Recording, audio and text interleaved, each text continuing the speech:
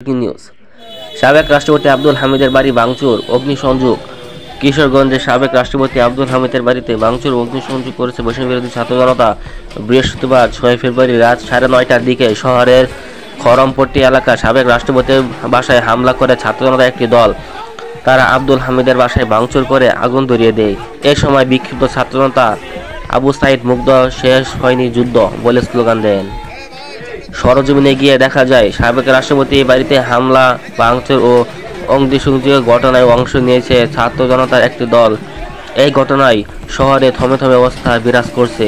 এ সময় জেলা শহরের খরমপট্টি, উকিলপাড়া, গুরাঙ্গাবাজার ও স্টেশন রোড এলাকাসহ শহরের গুরুত্বপূর্ণ এলাকায় ঘটনাখানেক বিদ্যুৎ ছিল না। ভাঙচুর করা সাবেক রাষ্ট্রপতি বাড়িসহ হামলা করা অন্য জায়গা থেকে কিছু জিনিসপত্র নিয়ে যেতে দেখা যায় অনেককে। এর আগে গতকাল বুধবার রাতে জেলা আওয়ামী লীগের পরিত্যক্ত ভবনটিতে অগ্নিসংযোগ করে পাবলিক টয়লেট ঘোষণা করেছিল বৈষম্যবিরোধী ছাত্র জনতা। পরে রাত 11টার দিকে জেলা মুক্তিযোদ্ধা কমপ্লেক্স প্রাঙ্গণে শেখ মুজিবুর রহমানের মুরাল ভেঙে ফেলা হয়। এই দিন দুপুরে কিশোরগঞ্জের বাজিতপুর উপজেলা সদর বাজার মোড়ে স্থাপিত সাবেক 4 রাষ্ট্রপতি মুরাল ভাঙচুর করে ছাত্র জনতা। এ সময় সাবেক এমপি আফজাল হোসেনের মার্কেটের ব্যবসায়ীরা ভাঙচুর ও লুটপাটের ভয়ে দোকান থেকে মালামাল সরিয়ে নেন। দুপুরের দিকে জেলায় পাকুন্দিয়া উপজেলা পরিষদ এলাকায় স্থাপিত শেখ মুজিবুর রহমানের মুরাল ও রেজিস্ট্রি অফিস সংলগ্ন মুক্তিযুদ্ধ ক্যাম্প কমপ্লেক্সের ভিতরে শেখ মুজিবুর মুরাল ভাঙচুর করে বৈষম্যবিরোধী ছাত্র জনতা।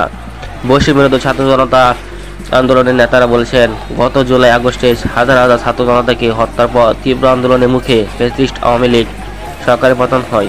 ক্ষমতা ছেড়ে ভারতে পালিয়ে গিয়েও খুনি হাসিনা দেশবিরোধী অপতৎপরতা চালাচ্ছেন।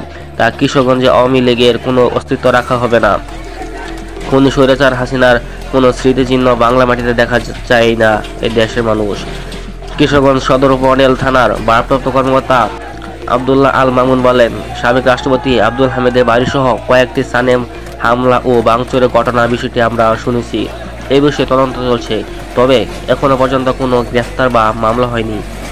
প্রসঙ্গত, গত বছরের 5 আগস্টে ছাত্র জনতার অভ্যুত্থানের মুখে আওয়ামী লীগ সভাপতি শেখ হাসিনা সহ প্রায় সব শীর্ষ নেতা দেশ ছেড়ে পালিয়ে যান। ওই দিন সারা দেশে আওয়ামী লীগের কার্যালয়ে ভাঙচুর চালানো হয়, যা ছাত্র জনতা ক্ষোভের বহিঃপ্রকাশ ছিল।